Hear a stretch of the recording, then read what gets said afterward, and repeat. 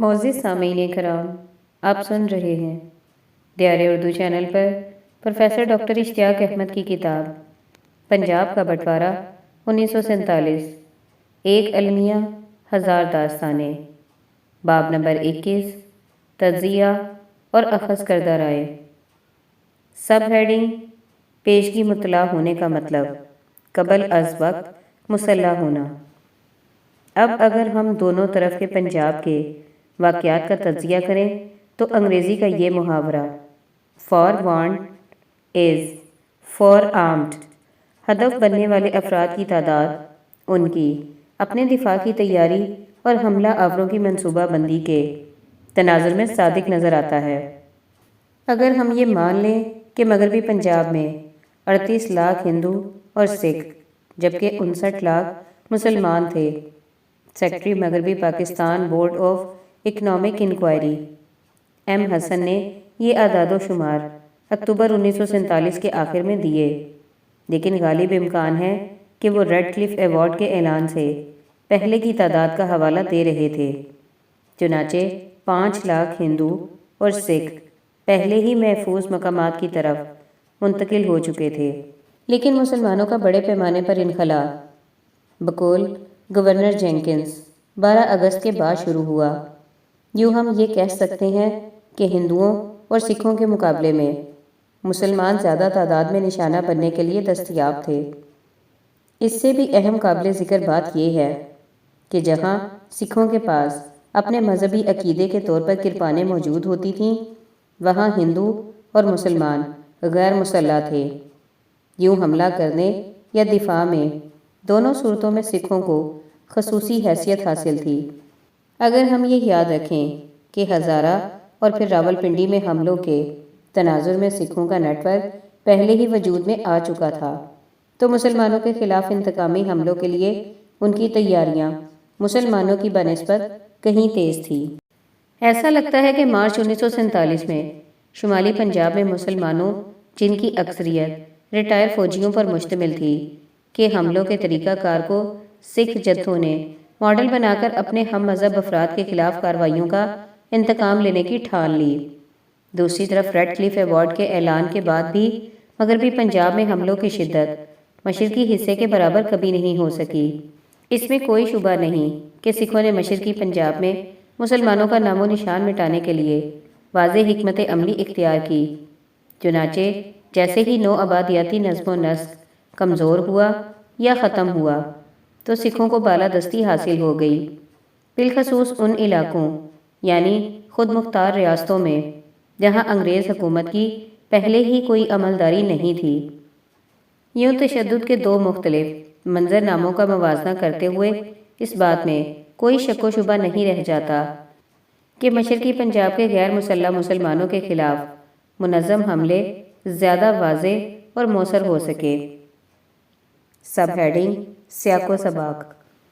تاہم پیشگی مطلع ہونے کا مطلب قبل از وقت مسلح ہونا کے نظریے کی مزید وضاحت کی ضرورت ہے، کیونکہ خود مختار ریاستوں میں ماحول مشرقی اور مغربی پنجاب سے قطعی مختلف تھا۔ اگرچہ مشرقی اور مغربی پنجاب میں نئی انتظامیہ نے کنٹرول سنبھال لیا تھا، لیکن اس کا یہ مطلب ہرگز نہیں تھا کہ انگریزوں کا دور سرے سے ہی ختم ہو چکا تھا۔ مشرقی پنجاب کے ضلع لدھیانہ کے دیہی علاقوں جہاں مسلمانوں پر حملوں کا سلسلہ بلا روک ٹوک جاری رہا، بالکل ویسے جیسے 6 مارچ سے 13 مارچ 1947 تک شمالی پنجاب میں ہوا کے سوا صبح بھر میں مجموعی امن و امان کی صورتحال برقرار تھی۔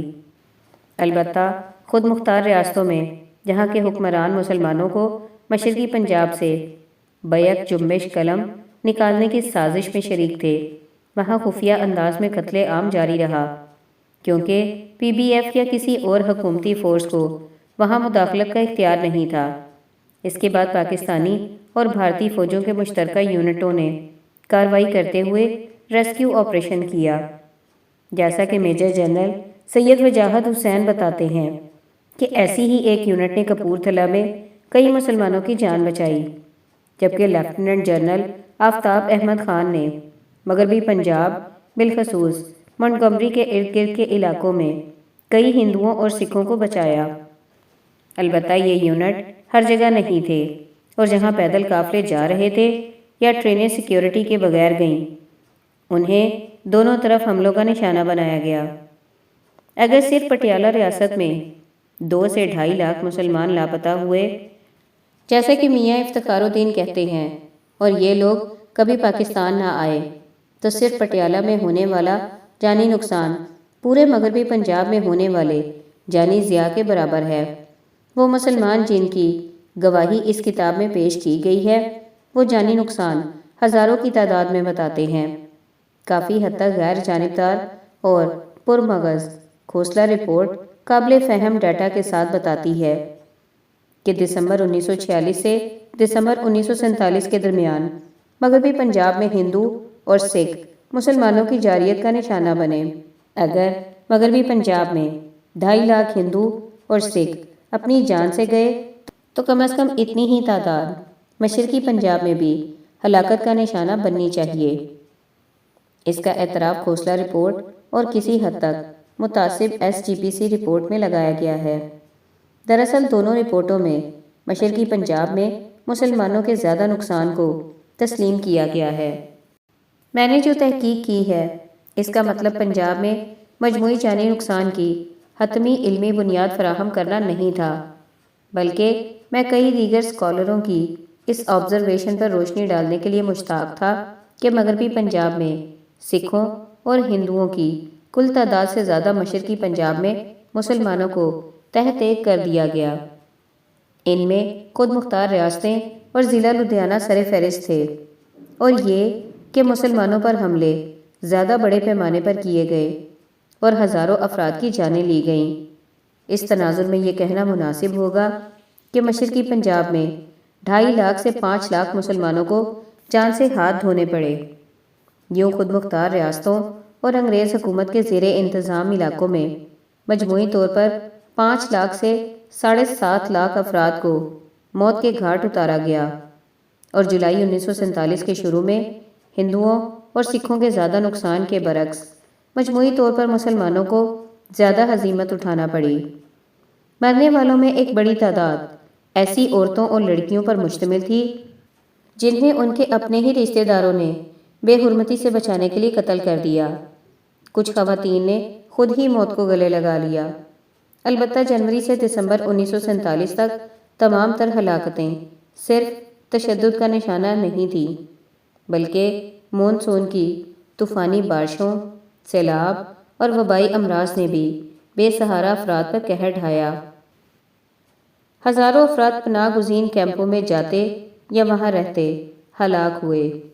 سب ہیڈنگ 3 مرحلے 1 مجموعی عمل۔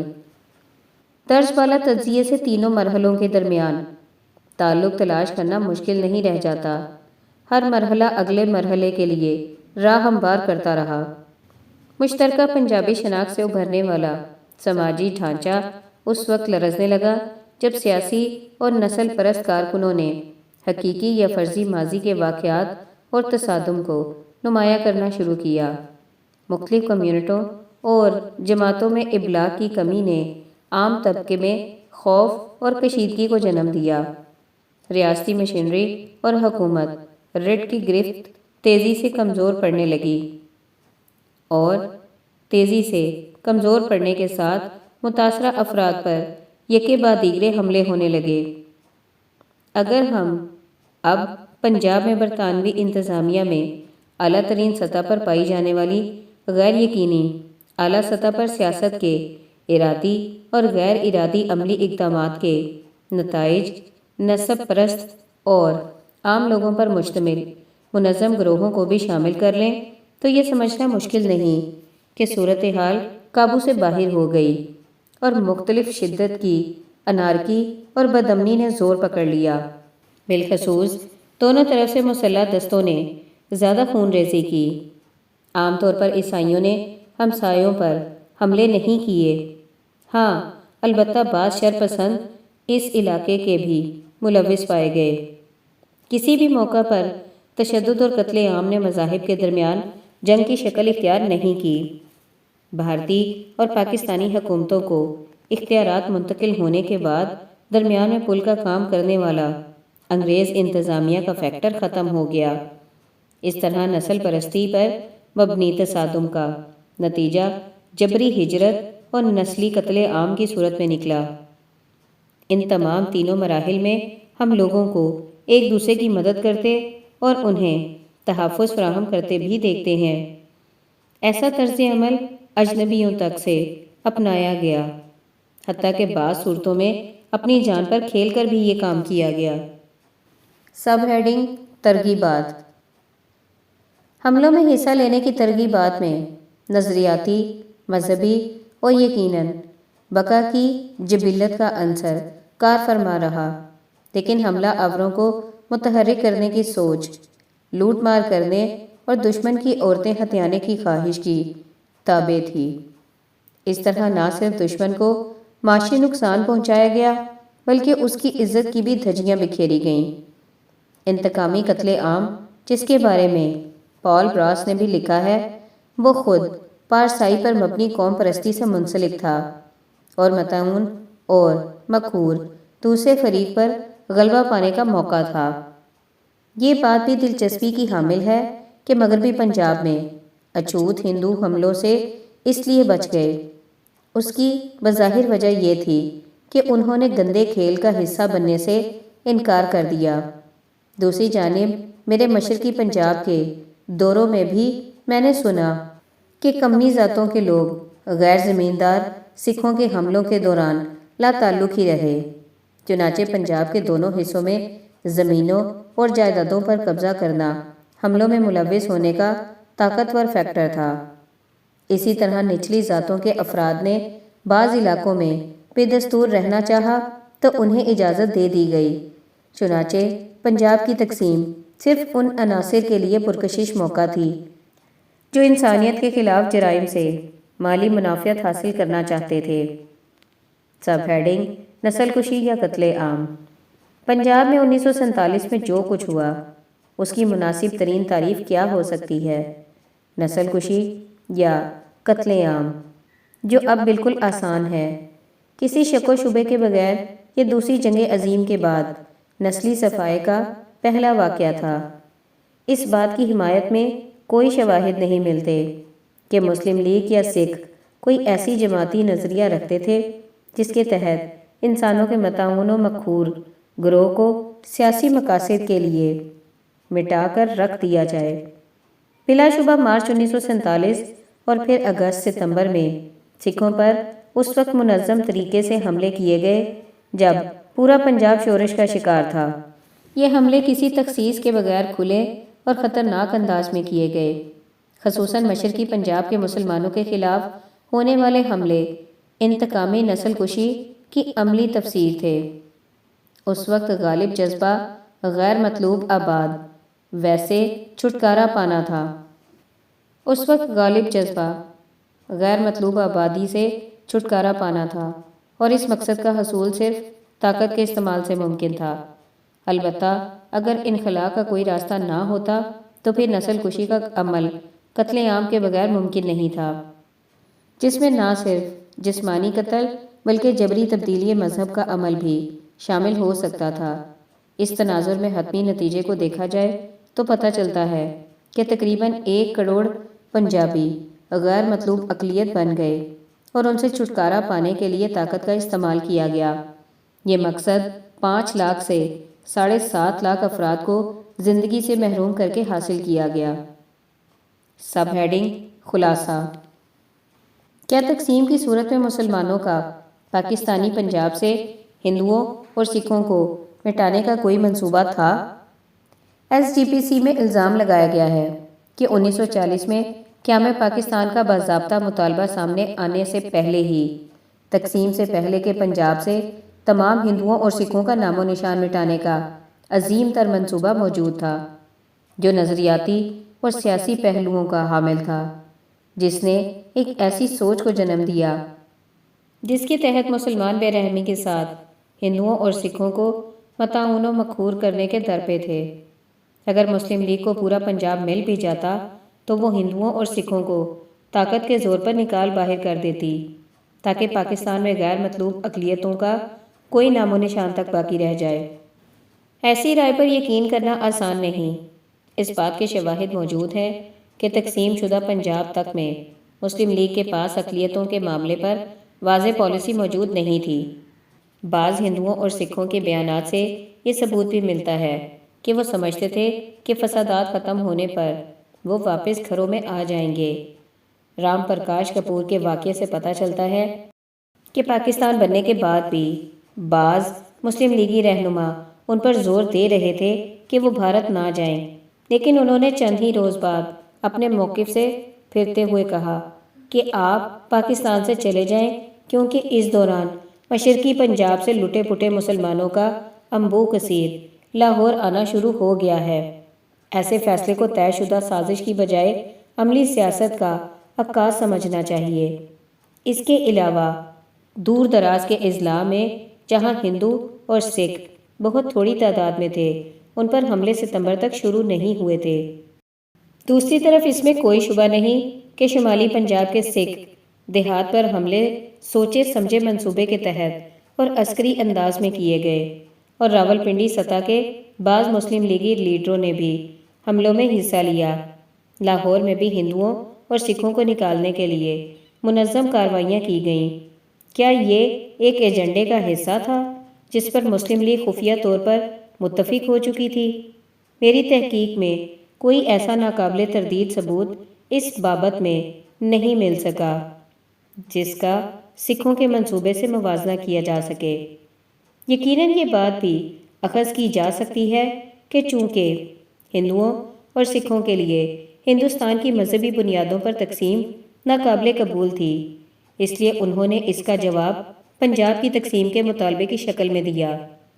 اصلاح حاصل کھیل کا حل منطقی دلائل سے نہ نکالا جا سکا۔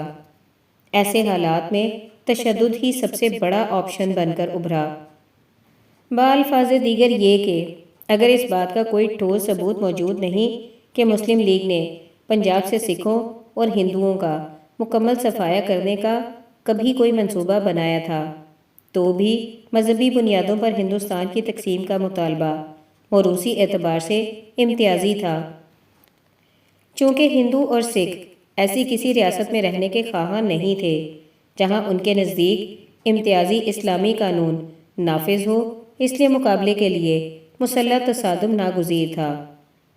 کتاب کے باب اول میں نظریاتی دلائل کے ساتھ یہ دلائل پیش کیے گئے ہیں کہ جب دو یا زائد گروہ ایک ہی علاقے پر دعویٰ کرتے ہیں تو ایسے مسئلے کا حل کمزور گروہ کے جبری انخلاء کی صورت میں نکل سکتا ہے، یا پھر اس سے بھی بدتر یہ کہ اس کا وجود ہی مٹایا جاتا ہے، یا پھر اس سے بھی بدتر یہ کہ اس کا وجود ہی مٹا دیا جائے۔ چنانچہ اگر غیر منقسم پنجاب سے غیر مسلموں کے یکسر خاتمے کا مسلم لیگ کا کوئی منصوبہ تیار نہیں تھا، تو بھی اس نے جو نظریہ یا سیاست اختیار کی وہ تقسیم پنجاب کا شاخسانہ بن گئی، یعنی سکھوں نے تقسیم پنجاب کا مطالبہ کیا اور کانگریس نے اس کی حمایت کی۔ یہ بالکل سادہ سی بات ہے کہ اگر ہندوستان تقسیم ہوتا ہے تو کانگریس اور سکھ مسلم لیگ کو پورے کا پورا پنجاب دینے پر آمادہ نہیں تھے، یا یوں کہہ لیں کہ اگر مسلم لیگ نے مغربی پنجاب سے سکھوں اور ہندوؤں کو نکال باہر کرنے کا کوئی باقاعدہ منصوبہ تیار نہیں کیا تھا، تو بھی اس نے ایسے حالات پیدا کر دیے جو صوبے کو توڑنے پر منتج ہوئے اور نسل کشی نے سر اٹھایا۔ اس کے ساتھ مسلم لیگ کی قیادت عاقبت نااندیش اور غیر ذمہ دار تھی، جس نے یہ محسوس نہ کیا کہ ان کے پاکستان کے منصوبے سے لاکھوں غیر مسلح مسلمانوں کی زندگیوں کو خطرہ ہونا ناگزیر تھا، اور یہ کہ پنجاب کی تقسیم کا فیصلہ جون 1947 میں تیار ہو چکا تھا اور پنجاب اسمبلی نے اس کی منظوری بھی دے دی تھی۔ لہٰذا اس فیصلے سے مشرقی پنجاب کے مسلمانوں کو آگاہ کرنا ضروری تھا۔ مسلم لیگ کے رہنماؤں کے دفاع میں ایک دلیل یہ بھی دی جا سکتی ہے کہ وہ بدستور اس بات پر یقین رکھتے تھے کہ تقسیم کی صورت میں آبادی کا تبادلہ ضروری نہیں تھا، یہ بھی کہ سکھ پنجاب کی ان کی مرضی کے مطابق تقسیم کی صورت میں خطرناک نتائج کی دھمکیاں دیتے آ رہے تھے۔ تو مشرقی پنجاب کے مسلمانوں کو اس صورتحال سے آگاہ کیا جانا چاہیے تھا۔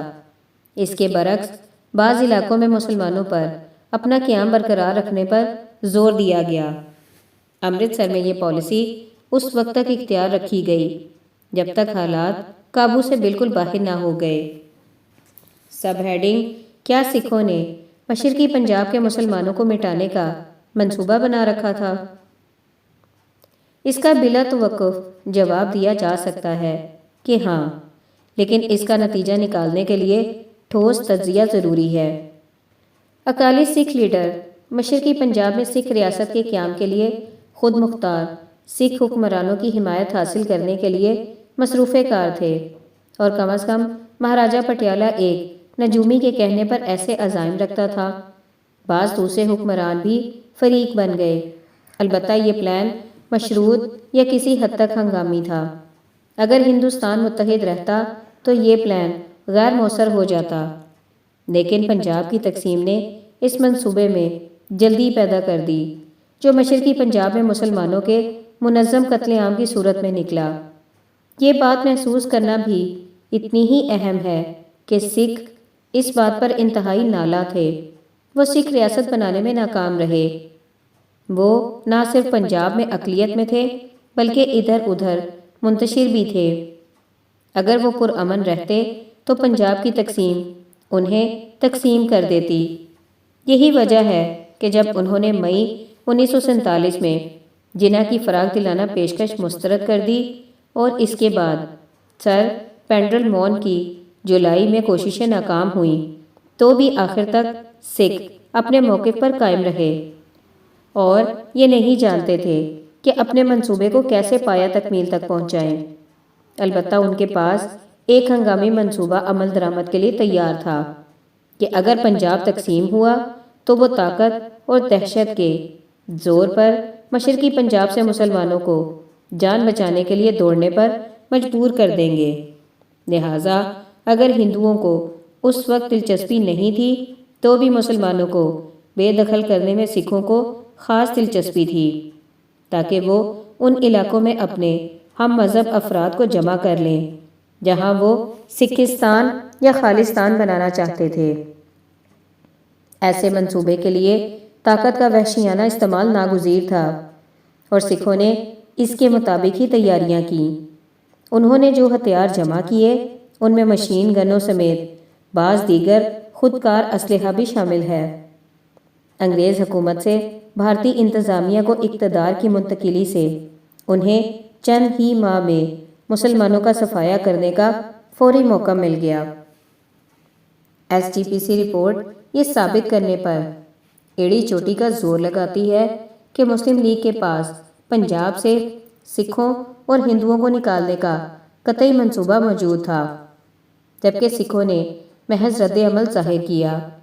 یہ بات معقول لگتی ہے، لیکن اس بات سے انکار نہیں کیا جا سکتا کہ سکھوں کے پاس رد عمل کے لیے ایسا ہنگامی منصوبہ موجود تھا جو انہوں نے مغربی پنجاب سے سکھوں اور ہندوؤں کے انخلا کے بعد پیدا ہونے والی صورتحال میں زیادہ جذبے کے ساتھ نافذ کیا۔ بالکل اسی طرح یہ دلیل بھی معقول ہے کہ شروع سے ہی مسلم لیگ کے پاس کوئی گرینڈ پلان موجود نہیں تھا، لیکن اس کی سیاست اور نظریے نے ایسی دھماکہ خیز صورتحال پیدا کر دی کہ اس کے ہر اقدام نے جبری نقل مکانی اور نسل کشی کے عمل کو تیز کر دیا۔ اسی تناظر میں سکھوں کے پنجاب کی تقسیم کی صورت میں پلان کو مد نظر رکھنا ہوگا۔ اس سے یہ ثابت نہیں ہوتا کہ سکھ پنجاب کی تقسیم کے ذریعے سکھ ریاست کا قیام چاہتے تھے، بلکہ اگر پنجاب کی تقسیم ان کی امیدوں کے مطابق نہیں ہوتی تو وہ مشرقی پنجاب سے مسلمانوں کو نکالنے کے لیے طاقت کا استعمال کریں گے۔